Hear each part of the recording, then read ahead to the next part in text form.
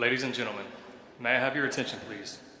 In remembrance of all the prisoners of war and missing in action, servicemen and civilians, several units and individuals from the Robins Air Force Base have continuously carried the POW MIA flag during a 24-hour virtual run at Robins Air Force Base. The Robins First Sergeants Council will close out the 24-hour virtual run by presenting the flag to Tech Sergeant Neil Smith of the Robins Air Force Base POW MIA Memorial Organization.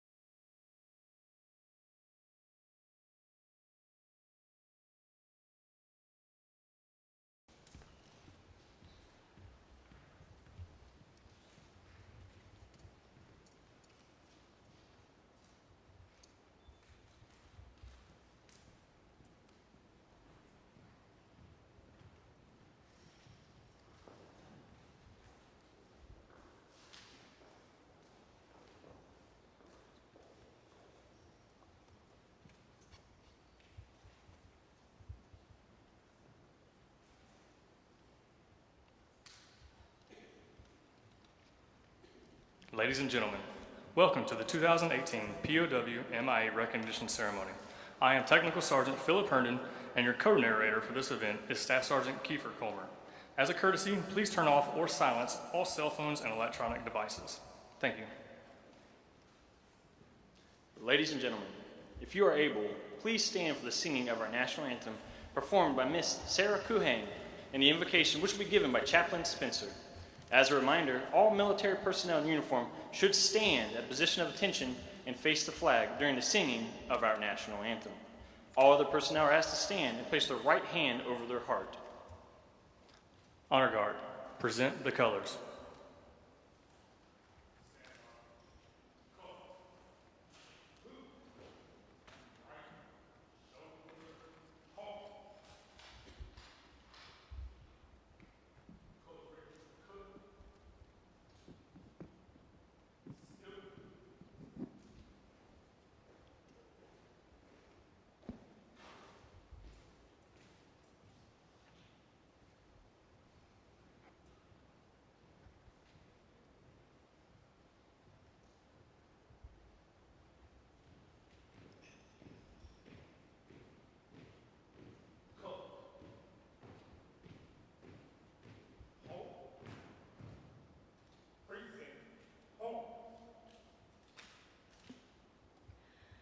Oh, say, can you see by the dawn's early light what so proudly we hailed at the twilight's last gleaming, whose broad stripes and bright stars through the perilous fight o'er the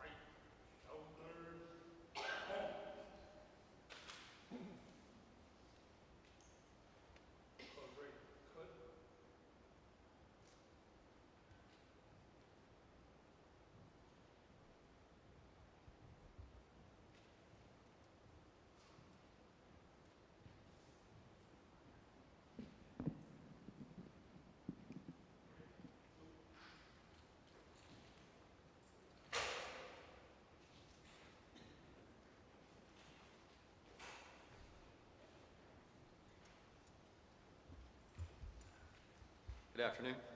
I invite you to pray with me. Gracious and loving God, as we stand here today surrounded by the power of your grace, let me first say thank you. Because each of us here today awoke to another sunrise, another mission, and another opportunity to live in this great country. As we take part in a national effort to recognize our prisoners of war and those missing in action, I can only attempt to understand the sacrifices upon which we pay tribute on this day. For our service members forever missing, God, may each soul reside in your loving arms. For our service members still held in captivity, God, may your light of truth guide them and keep them whole. For the precious families waiting for resolve, God, may they find rest, strength, and comfort in you. And for those of us suited up here today and around the world, no matter the branch of service, the colors are still red, white, and blue. And as I stand here, the one promise I can make you is that we will stand the watch. We will never be shaken. We will never quit. And we will never give up our hope. Lastly, to the POWs and MIAs, just as Mr. Newt Heisley and Mr. Norman Rivke's designed the flag to read, you are not forgotten. Not on this day or any day to come. We honor and remember you on this day. Amen. Thank you, Ms. Kuhang and Chaplain Spencer. Please be seated.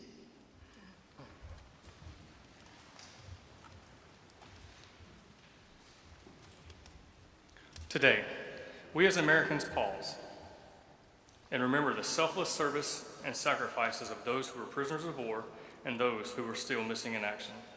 Unfortunately, until July 18, 1979, no commemoration was held to honor America's POWs who returned, nor those MIAs who were missing and unaccounted for. Fortunately, the first year's resolutions were passed in Congress and the national ceremony was held in Washington, D.C. with a missing man formation flown by the 1st Tactical Squadron from Langley Air Force Base, Virginia. That same year, the Veterans Administration published a poster including the letters POW, MIA, and that continued until 1982, when the black and white drawing of a POW in harsh captivity was used to convey the urgency of the situation and the priority that President Ronald Reagan assigned to achieving the fullest possible accounting for all Americans still missing. In 1990, the 101st Congress officially recognized the POW-MIA flag, designating it the symbol of our nation's concern and commitment to resolving as fully as possible the fates of Americans still prisoner, missing, and unaccounted for from the Southeast Asia, thus ending the uncertainty for the families and the nation. The flag's message is spread through the visibility and therefore is the only other flag than the American flag to fly over the White House since 1982. Passage by the 105th Congress requires that the flag be flown 6 days each year: Armed Forces Day, Memorial Day, Flag Day, Independence Day, National POW-MIA Recognition Day, and Veterans Day. Sadly, in 1985, the ceremony in the District of Columbia was canceled due to inclement weather, a concern that was expressed when the April 9th date was proposed.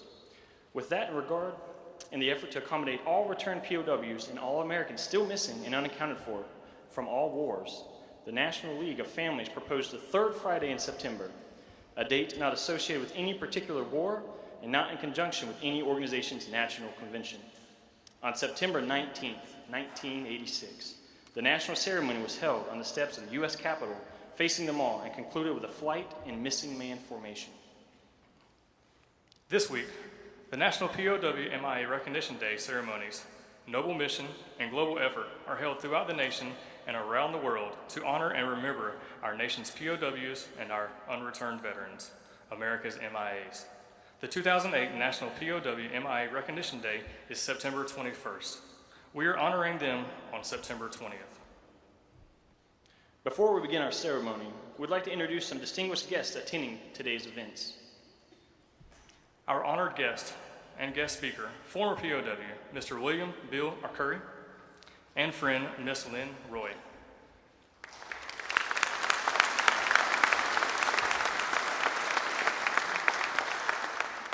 Joanne Shirley, POW MIA campaigner and former chairwoman of the Board of National League of POW MIA Families.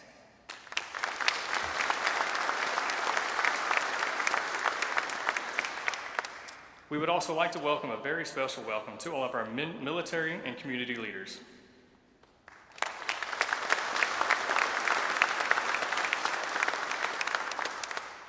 Most importantly, we would also like to welcome all former POWs, their spouses and family members, as well as the family members of those still missing in action who are not here with us today. These former POWs and family members far exceeded the call of duty. They have all paid a price most of us will never endure. We join as one here in recognition of the patriotism, sacrifices, and perseverance they have all displayed. We are honored to be in your presence. If you are able, please stand and raise your hand so that we can recognize you.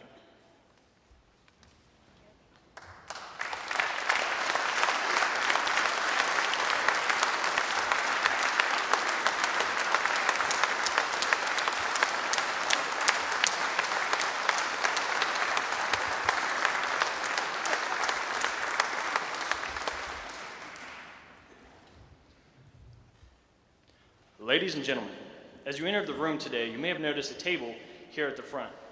This table has a special significance. This table is filled with symbolism, and we will explain. This table is set for Americans, our men and women, prisoners of war, and those missing in action from all wars. This table is our way of honoring our missing comrades in arms and loved ones, those who have made the ultimate sacrifice. The Army, the Marine Corps, the Navy, the Air Force, the Coast Guard, the civilians. Some call those POWs or MIAs, but we call them family. They are unable to be here with us today. We honor and remember them, and this ceremony symbolizes that they are here with us in spirit. Some here in this room were very young when they were sent off into combat. However, all Americans should never forget the brave men and women who answered our nation's call. They answered this call to serve, and served with the cause of freedom in a very special way. Sadly, they are not here with us today. Their chairs are empty, saved for their hope return. Let us remember their absence.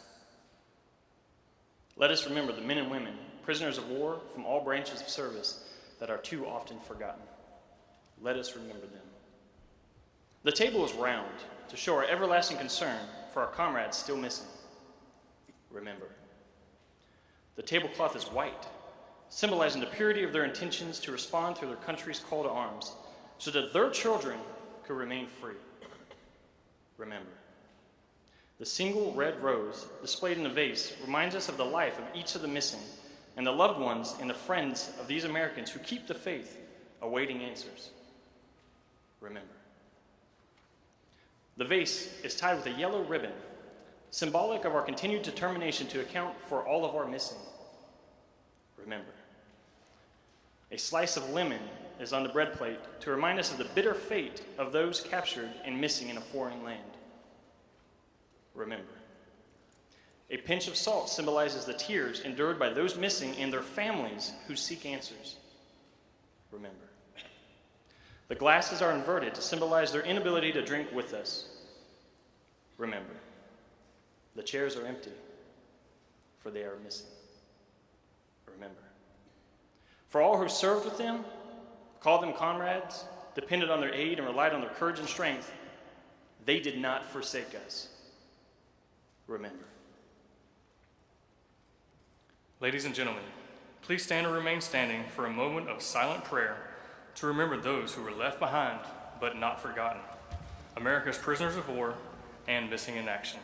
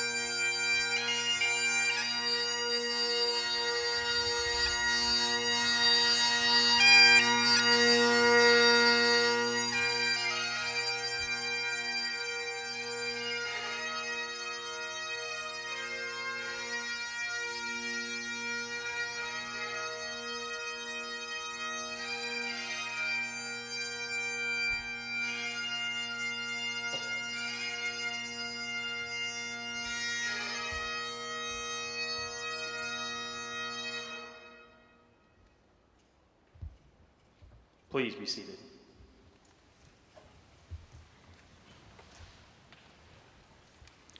That was Lieutenant Colonel Skip Blumenthal, United States Air Force retired, on the bagpipes.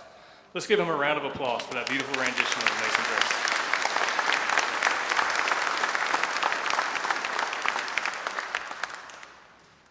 Ladies and gentlemen, today we are honored to have with us a true American hero.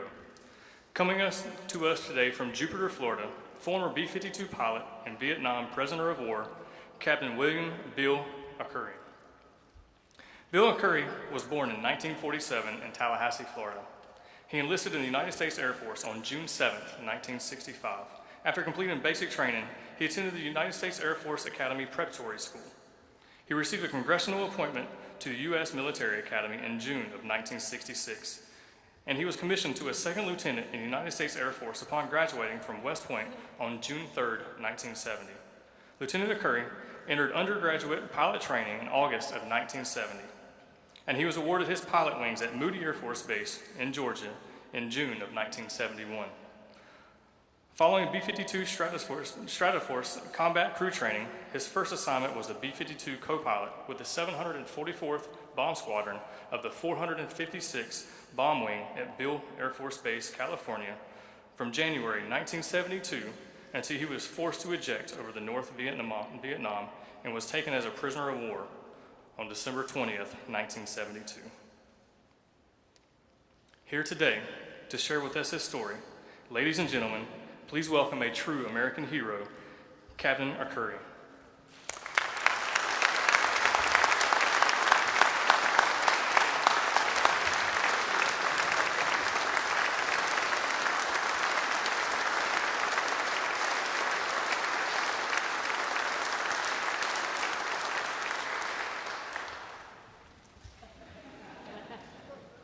I used to be 6 foot, but I ejected and lost a foot. It is an honor and a privilege for me to be here today to speak to you about this day and my experience in Vietnam. There are 2 days each year to recognize POWs and MIA. The first is National Former Prisoner of War Recognition Day, which is April 9th. April 9th is designated by Congress as a nationally proclaimed observance of National Former Recognition Day. What's the significance of that date? It was on April 9th, 1942, that the United States forces surrendered on the Bataan Peninsula, beginning the Bataan Death March. During our country's long history, there have been about 565,000 prisoners of war. From the Revolutionary War through World War I, there were about 438,000. World War II in Korea accounted for another 137,000 prisoners of war, leaving only about 800 men and women being classified as POWs since Vietnam through all the current wars to date. The most recent accounting that I could find from 2015, there is an estimated that there are only 22,641 living prisoners of war. The vast majority, approximately 22,000, are World War II and Korean War POWs. That leaves me and a small group of about 600 once that generation is gone. The second day is National POW MIA Recognition Day, which is observed across the nation on the third Friday of September each year. We take time to remember those who were prisoners of war and those who are still missing in action and their families. Last year, the impacts from Hurricane Irma canceled the ride home. We've all been watching the tropics carefully as this is the peak of hurricane season.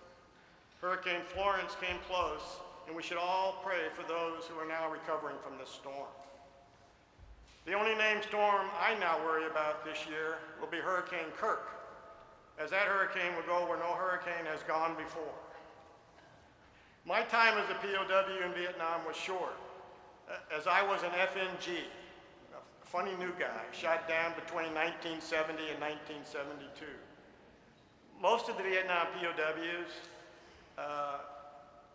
my heroes were FOGs, funny old guys, shot down between 1964 and 1969. The only similarities between me and the older POWs was probably my last mission my shoot down, capture, and initial couple days in solitary. After that, there is really no comparison. As FOG Bob Jeffrey so stated when he introduced me to his wife at a Christmas party in Dallas, Texas, "This is Bill. He came in with his overnight bag." My only response was, "Well, Bob, there's a time to be first in your class and there's a time to be last." My 44th mission was on the third night of Linebacker 2. We were on the first wave of G models from Guam to strike that night, flying the exact same routes, targets, and time on targets as the 6 waves on the previous 2 nights. We had several SAM tracking our cell as we were inbound and while 1 and 2 were dropping their bombs.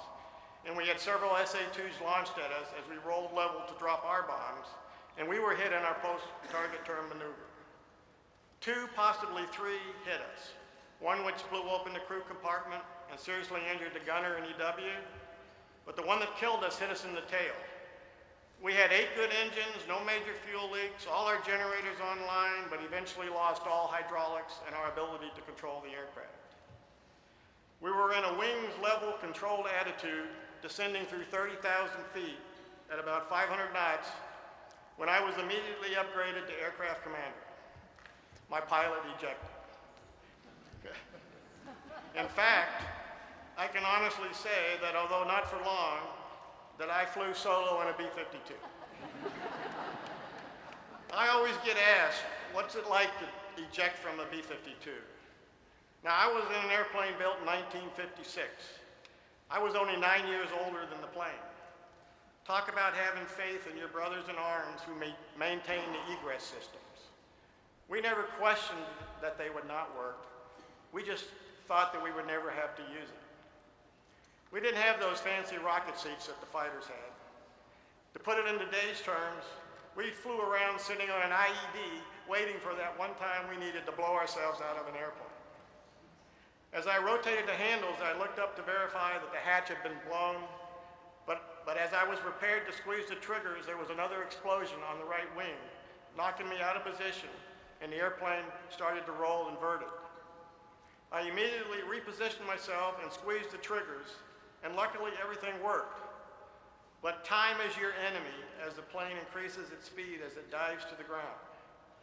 As a result of the excessive airspeed, I received arm and leg injuries from flailing, as the safe ejection airspeed is only 250 knots, or about 288 miles per hour. Why 250 knots? Well, faster than that, you may not clear the aircraft tail. It's some of that physics and geometry that you took in school that you thought you would never use again. The force on the seat and my body was like hitting a stone wall, as I figured my ejection speed was close to 500 miles per hour. Now the chute is programmed to open 1 second after passing through 15,000 feet, and I estimated my altitude of bailout about 28,000 feet. During this free fall, one would actually slow down to approximately 125 miles an hour once you are in the correct free fall position, and that would help limit the impact on the body and chute when it opens. I was unable to use my arms and legs to stabilize myself in the free fall after ejection and was tumbling uncontrollable, so I made the decision to open my chute. I remember grabbing and pulling the D-ring with my right hand and hoping for the best. The opening shock was excessive, and now I was floating down from over 20,000 feet. And I thought of that old Air Force wisdom that stated, it is generally inadvisable to eject directly over the area you just bombed.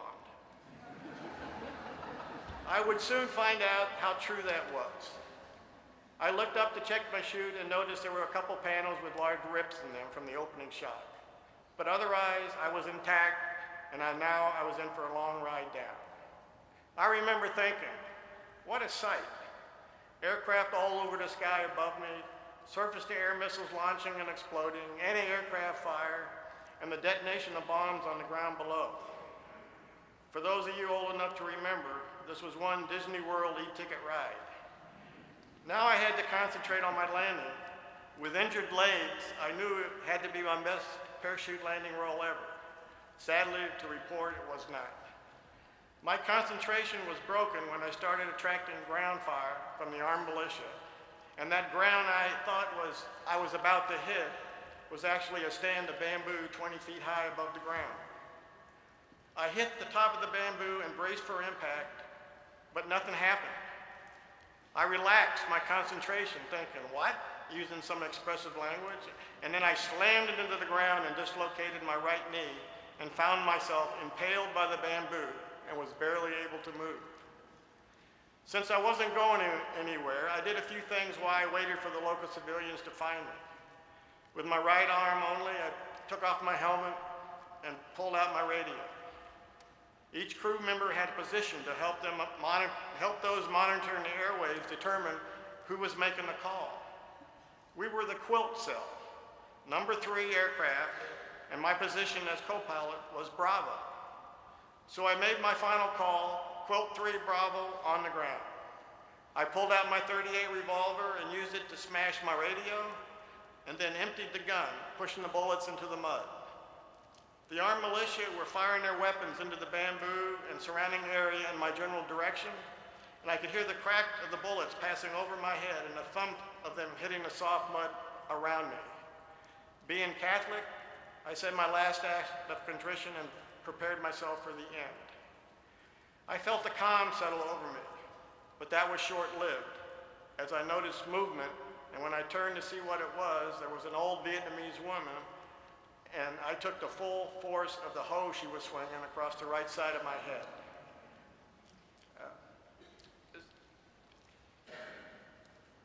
The civilian knocked the gun that I had out of my hand, and the two decisions, removing my helmet was not a great decision, but removing the bullets were a good decision because the civilian picked up the revolver, pointed at me, and started pulling the trigger. I now had become the village piñata. The civilians were fighting all over my stuff. I was wearing one of those new Nomec flight suits that didn't have buttons or zippers. Everything was Velcro.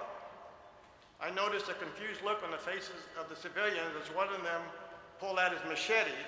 I knew I had to take action, so I grabbed the top of my flight suit and with my right hand pulled it open like magic. There was a moment of disbelief in their eyes of the civilians, but of course I was soon stripped of everything but my civvies. I was still being poked and hit when 4 militiamen arrived and fought the civilians off me. While keeping the civilians at bay, one militiaman motioned for me to follow. I shook my head and pointed to my right knee. It was totally dislocated. He looked down, shouldered his AK-47, grabbed my ankle, put his foot in my crouch, and forcefully popped my right knee back in place. I remember using some very expressive language here also. But this was the only medical treatment that I received while I was there. I was helped back to their village and then turned over to the North Vietnamese Army, where I saw and had a short opportunity to talk to Terry, my pilot. I was transported into Hanoi early the next day, stopping in each village to be shown off. Blindfolded and tied, I heard the big iron gate open and close behind me, and now I was in the Hilton complex, which was an old French prison named Wall Lo. It wasn't until I was alone in my cell that I really was able to start to comprehend the situation I was now in. I knew I was alive, but wondering what my wife and my family were being told. I also knew that some of the POWs have been here for over 8 years. During this time, I spent 4 days in solitary and endured a daily interrogation. I found out quickly during the first interrogation that failing to answer questions would be very painful. They had my flight suit, which of course had my unit patches, my rank, my name. They also had my military ID and Geneva Convention card. But the questions seemed to be more personal or political than seeking military information. When I didn't respond, they used my injured leg to inject pain by twisting my knee.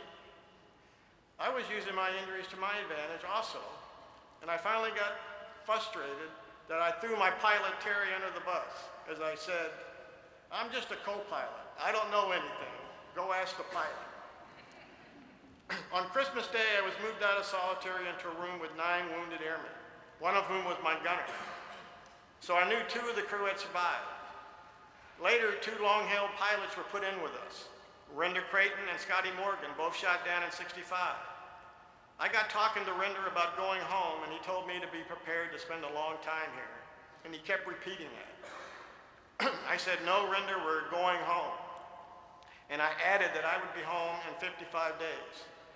He just laughed and said he thought the same thing, and it was now 8 years later. In late January, we were located to another section of the prison called New Guy Village. It was all the sick and wounded, and that is when I met my pilot for the second time since our shoot down. He had been held in another location, and he informed me that our navigator, Mike, was okay. So now we knew that 4 of the 6-man crew had survived. We were also told by the Vietnamese that a treaty had been signed and that we would be going home. The older POWs always operated under the assumption that they would not leave until all the sick and wounded were released. It was then that I was given a list of 250 American POWs who were not in Hanoi and told to memorize the list, as they knew I would be in the sick and wounded group. I really think it had to do with my plebe year at West Point, where we had to memorize everything. So as a result of my injuries, I was in the first group of POWs that flew out of Hanoi to Clark Air Force Base, the Philippines, on February 12, 1973. While on that flight to freedom, I was also able to cross-check the list of known POWs with the 250 names that I had mentioned. At Clark that evening, I was in the hospital bed having my legs checked by the doctor when Render entered my room. He said, Bill, how did you know? I looked at him and said, what are you talking about, Render? He said again, how did you know it would only be 55 days? He had remembered our conversation when we met back in early January. I laughed and said, Render, you made me so mad being so pessimistic that I just said the first thing that entered my mind. While I was home during Thanksgiving prior to my second tour, I had watched the movie 55 Days at Peking, starring Charlton Heston. I did a quick calculation, and it was indeed 55 days.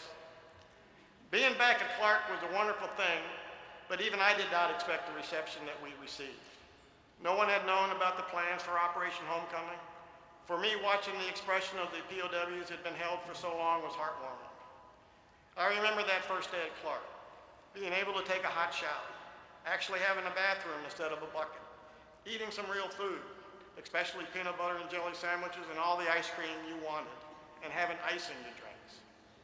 I think what was most important to us all was being able to walk over and open that closed door to our room. But it also brought back some heartbreaking news. 2 of my crew members were MIA. Our gunner, Roy, had to have his leg amputated to save his life.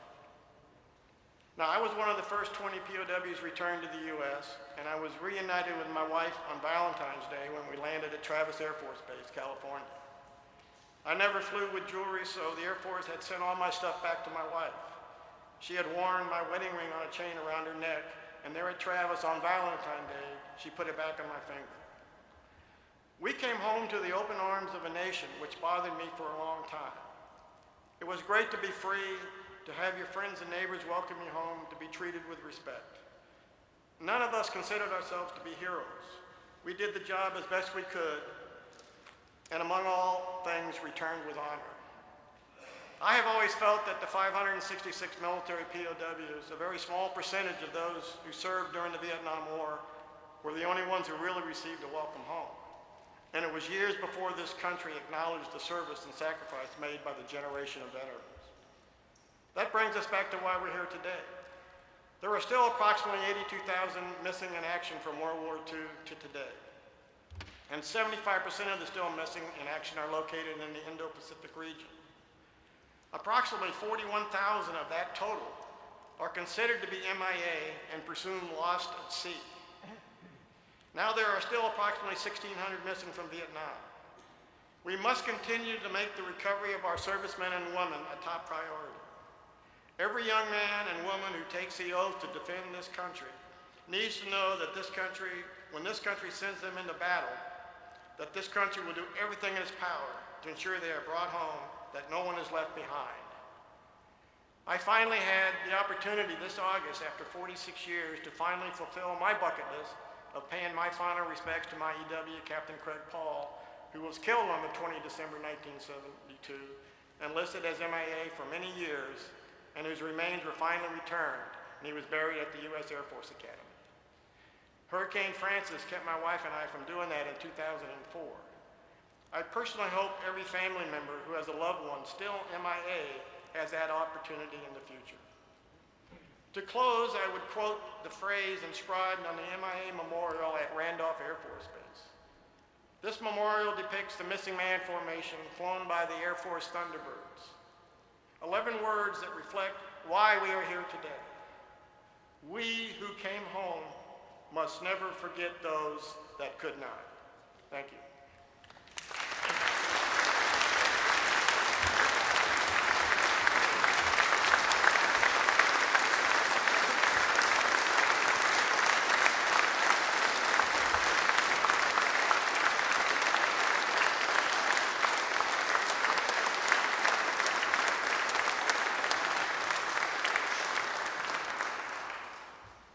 At this time, we'd like to ask a senior board member of the Robins Air Force Base POW MIA organization, Mr. Scott Ward, to please come forward and present a token of our appreciation.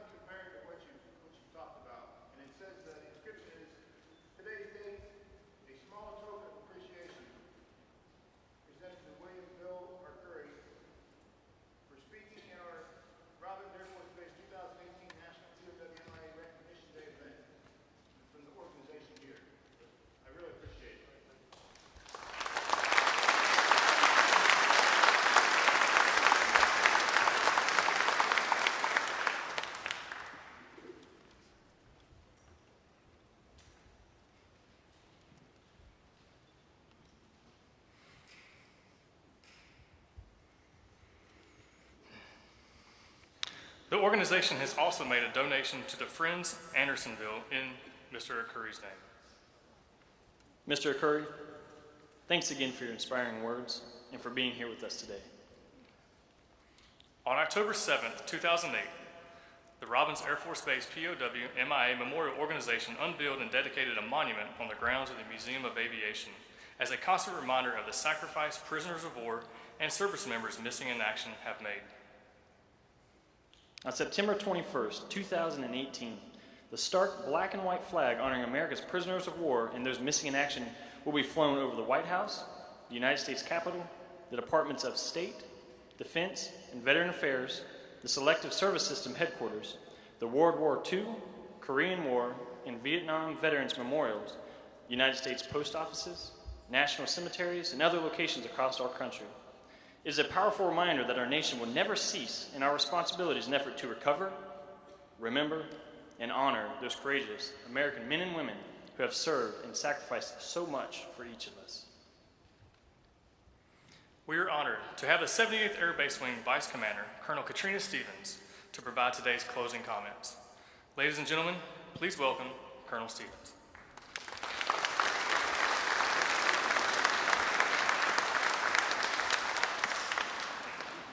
I'm not going to try to do what the captain did. Good evening, afternoon, I should say. It is a great honor and privilege to close out today's ceremony and represent the men and women of Robins Air Force Base. It is a humbling experience to be in the presence of true patriots like Captain Arcuri and all who are gathered here today, former POWs, their families, and family members who still have those that are missing in action. To all of you, we can never repay the sacrifices you have made for this great nation. I salute those of you who wore the uniforms for your fierce dedication and devoted service to the United States of America, and a special thank you to the family members who supported and uplifted them. For those here and around the country who still await information on your loved ones, words can't express what you've endured. Your resolve, enduring love, and steadfast faith is beyond admirable. It's extraordinary. The United States has an unwavering commitment to bring those heroes back to the land they serve to defend. and to support the families who, each day, carry on without knowing the peace of being reunited with their loved ones. There are numerous stories of bravery and strength of the human spirit that we could share here today, but the one that I'm specifically drawn to is that of Colonel Benjamin Purcell from Clarksville, Georgia, who served 34 years, 2 of which in the United States Navy, 32 of which in the United States Army. In February of 1968, the helicopter he and 5 other passengers were on was shot down, and all were captured by the Viet Cong. As the highest-ranking Army prisoner of war in Vietnam, he spent more than 5 years as a POW in various prisons throughout Vietnam.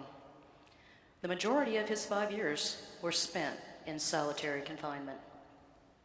In March 1973, he returned home. I'd like to leave you with the words Colonel Purcell, who passed away April 2nd, 2013, at the age of 85, stated in his very first public statement following his release.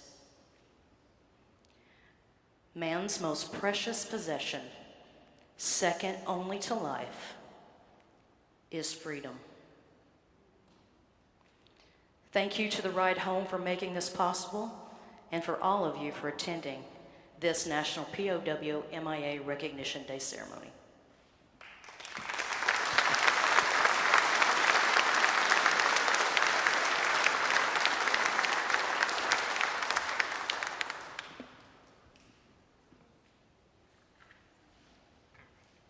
Thank you, Colonel Stevens.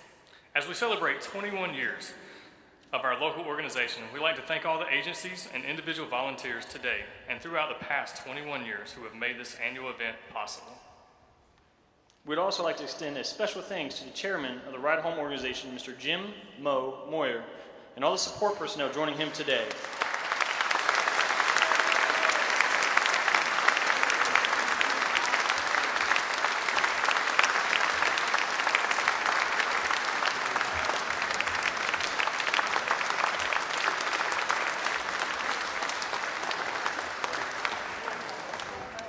Mo, it has been a pleasure to finally have you and your organization here with us for our ceremony. We hope it is the first of many for years to come. This year, we had the privilege of being guests at the Central Georgia Technical Campus.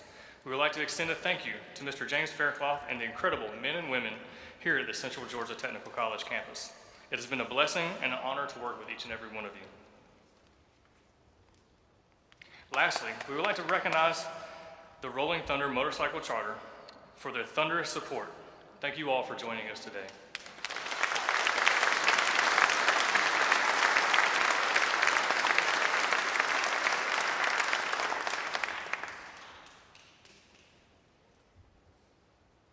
Ladies and gentlemen, please stand for the playing of taps provided by Warner Robins American Legion Post 172, Master Sergeant Retired Rick Newman.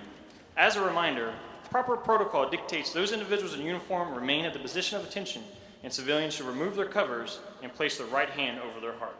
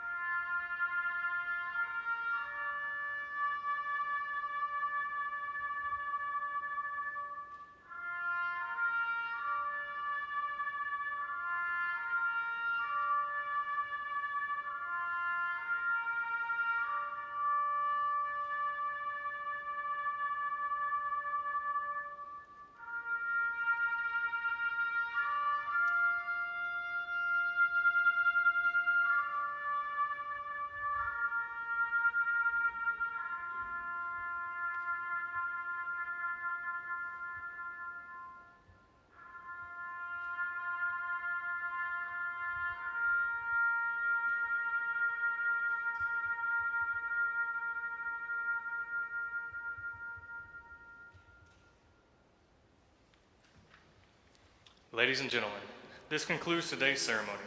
We appreciate everyone being with us today, and we invite you to stay for fellowship with our distinguished guests, family members, and visitors.